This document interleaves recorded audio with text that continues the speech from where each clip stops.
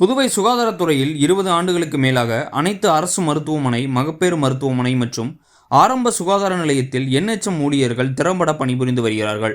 இவர்களுக்கு மிக குறைந்த அளவே ஊதியம் வழங்கப்பட்டு வருகிறது. எனவே ஊழியர்களை பணி நிரந்தரம் செய்து ஊதிய உயர்வு வழங்க வேண்டும் என்று பலகட்ட போராட்டங்களை நடத்தி வருகின்றனர். மேலும் மத்திய அரசு என்எச்எம் ஊழியர்களை பணி நிரந்தரம் செய்து ஊதிய உயர்வு வழங்க வேண்டும் என்று புதுவை அரசுக்கு பலமுறை கடிதம் அனுப்பியும் உள்ளது. ஆனால் அரசு அதன் மீது எந்த நடவடிக்கையும் எடுக்கவில்லை. இந்நிலையில் பணி நிரந்தரம் மற்றும் ஊதிய உயர்வு வழங்க வேண்டும் என வலியுறுத்தி சுகாதாரத்துறை அலுவலகம் முன்பு சுமார் 50க்கும் மேற்பட்ட ஊழியர்கள் திடீரென அமர்ந்து தர்ணா போராட்டத்தில் ஈடுபட்டனர். தொடர்ந்து அப்பகுதியில் பேச்சுவார்த்தை நடத்த வந்த காவல்துறை மற்றும் அதிகாரிகளிடம் பிச்சை எடுத்து தங்களின் கோரிக்கையை வெளிப்படுத்தினர். இதனால் அப்பகுதியில் சிறிது நேரம் பரபரப்பு ஏற்பட்டது.